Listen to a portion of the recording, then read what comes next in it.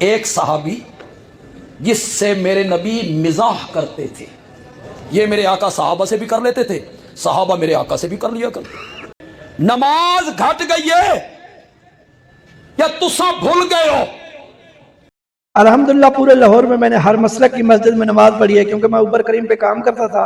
جہاں بھی جس مسجد کے پاس ٹائم ہو جاتا تھا میں اس مسلک کی مسجد، کبھی نہیں سوچا کس مسلک کی ہے، مسلمان کی مسجد سمجھ کے چلا جاتا، نماز پڑھتا تھا۔ ایک دفعہ میرے ساتھ یہ ہوا، گارڈن ٹاؤن احمد بلاک مسجد میں نماز پڑھ رہا تھا، تو ساتھ گزرتے ہی ایک دوسرا مسلمان کہتے یہ کافر کہاں سے آ گیا۔ یقین کریں مجھے حیرت بھی ہوئی اور دکھ بھی ہوا۔ میں نے کہا یار ہمارے ذہنوں میں کیا بھر دیا گیا ہے کہ ایک نماز پڑھنے والے کو دوسرا مسلمان ان کو کافر کہہ رہا ہے۔ اور یہی چیز بچپن سے سنتا آ رہا ہوں، شیعہ کافر شیعہ کافر۔ بھائی کافر کیوں ہے؟ کیا دلیل ہے؟ جی صاف ظاہر ہے یہ صحابہ کرام کے گستاخ ہیں، یہ اما عائشہ صدیقہ کے گستاخ ہیں، یہ محمد والے محمد کو افضل مانتے ہیں، یہ کہتے ہیں سب مخلوق سے افضل اہل بیت علیہم السلام ہیں، یہ صحابہ کرام اور اما عائشہ صدیقہ کی توبہ استغفر اللہ برائیاں بیان کرتے ہیں، ان کی غلطیوں کو بیان کرتے ہیں، اور کہتے ہیں خلافت کا حق مولا علی علیہ السلام کا تھا، باغ فدق بی بی فاطمہ زہرا سلام اللہ علیہا کا حق تھا، صحابہ کرام کی بات سچی نہیں مانتے۔ یہ گستاخی نہیں تو کیا ہے؟ جو اللہ اور رسول اکرم صلی اللہ علیہ وسلم کے پیاروں کے بارے کہے یہ ان کی غلطیاں تھی، یہ کیسے ہو سکتا ہے؟ وہ غلطی کریں، غلطیاں تو ہم گناہ گاروں سے سرزاد ہوتی ہیں، وہ تو اللہ کے چنے ہوئے لوگ ہیں۔ صحابہ کرام کو اللہ پاک نے اپنا ایک خاص مقام عطا کیا ہے، ان کو اللہ پاک نے ایک رتبہ دیا ہے، وہ ہم جیسے کیسے ہو سکتے ہیں؟ ان سے غلطیاں ممکن ہی نہیں۔ حالانکہ یہی بات ہمارے شیعہ علماء بار بار بیان کرتے ہیں، سب برابر کبھی نہیں ہو سکتا۔ اللہ پاک نے صرف المخلوقات کی رہنمائی اور ہدایت کے لیے 1,24,000 انبیاء کرام زمین پہ بھیجے، ان میں رسول بھی ہیں، 4 نبی صاحب کتاب بھی ہیں، مگر ان سب کا سردار ختمی مرتبت نبی آخر الزمان آقا دو جہاں صلی اللہ علیہ وآلہ وسلم کو بنا کر بھیجا ہے۔ اور تمام کلمہ پڑھنے والوں کا یہی عقیدہ ہے، سب نبیوں سے افضل ہمارے نبی حضرت محمد صلی اللہ علیہ وآلہ وسلم ہیں۔ یہی ہمارا شیعوں کا جرم ہے، اور ہم تو یہ جرم قیامت تک کرتے رہیں گے میرے بھائی۔ کبھی بھی ہم محمد والے محمد علیہ السلام کو سب جیسا نہیں کہیں گے۔ آپ اس مسلمان عالم دین کا بیان سنیں اور اپنے ایمان کو جھنجھوڑ کر پوچھیں کون گستاخ ہے، کون کافر ہے، کون مسلمان ہے، یہ نبی پاک صلی اللہ علیہ وآلہ وسلم کے بارے میں کیا کہہ رہا ہے۔ اگر ایسا ایمان ہمارا، ہم تو بھئی اس ایمان سے خارج ہیں، باقی بے شک ہمیں کافر بھی کہو، اگر آپ کا ایسا ایمان ہے تو یہ ایمان آپ کو، ایسا ایمان آپ کو مبارک ہو میرے بھائی، ہمارا کسی سے جھگڑا بھی نہیں، آپ کو مبارک ہو۔ پہلے یہ بیان سنیں۔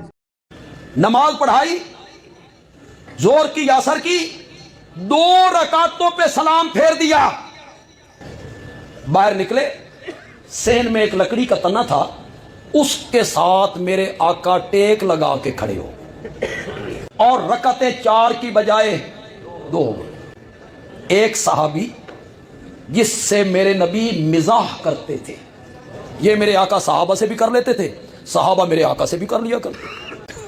یہ قریب آیا، اس نے کہا قصرت الصلاۃ ام نسیت یا رسول اللہ، نماز گھٹ گئی ہے یا تسا بھول گئے ہو؟ یہ کون کہہ رہا؟ صحابی کے وہابی؟ کیا کہہ رہا ہے نبی پاک کو؟ نماز گھٹ گئی ہے، 4 رکعتوں کی بجائے 2 ہو گئی ہیں، یا آپ بھول گئے ہیں؟ میرے آقا نے ذوالجدین کی طرف دیکھا اور فرمایا کل ذالک لم یکن، دونوں میں سے کوئی بات نہیں ہوئی۔ اب بھی یقین ہے کہ میں نے کتنی پڑھائی ہیں؟ 4۔ ذوالجدین بھی ذرا پیر پکے رکھے، اس کا یا رسول اللہ 2 وچوں 1 تو ہو گئی، یا آپ بھول گئے یا نماز کم ہو۔ وفی القوم ابو بکر و عمر فہاباہم ان یتکلما، لوگوں میں حضرت ابو بکر ہیں، حضرت عمر ہیں، لیکن میرے نبی کا روح کون بولے؟ میرے آقا نے صحابہ کی طرف دیکھا اور پوچھا اصدق ذوالجدین، کیوں بھائی ذوالجدین سچ کہتا ہے؟ قالوا نعم یا رسول اللہ، کہتا تو سچ ہے۔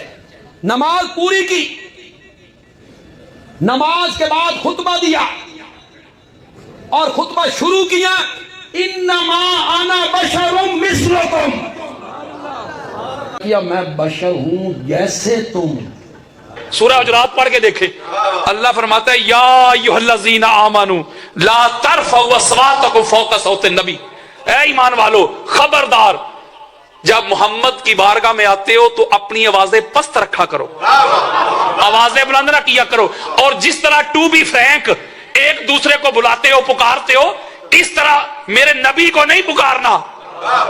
مولا اگر پکار لیا تو فرمایا سارے اعمال ان تحبط اعمالکم وانتم لا تشعرون، تمہارے سارے اعمال حبط کر لوں گا، تمہیں اس کی خبر بھی نہیں ہوگی۔ اور فرمایا اے ایمان والو جب میرے مصطفیٰ کے گھر جاتے ہو، دعوت میں بلائے جاتے ہو تو کھانا پکنے سے پہلے نہ جایا کرو، اور جب کھانا کھا چکو تو بیٹھ کر کنورسیشن نہ کیا کرو، گپے نہ لگایا کرو، فوراً نکل جایا کرو۔ یہ بارگاہ مصطفیٰ کے آداب ہے۔ وہ یارو کائنات تو مصطفیٰ کی نوکر ہے، تو یاری کدھر سے آ گئی؟ کوئی نبی کا یار نہیں ہے، نبی کے غلام ہے سارے۔ بڑے جو ہوتے ہیں نا بڑے، وہ بڑوں کو یہ اختیار ہوتا ہے وہ اپنی مرضی سے کسی کو جو مرضی کہہ دے، نہیں سمجھ رہے؟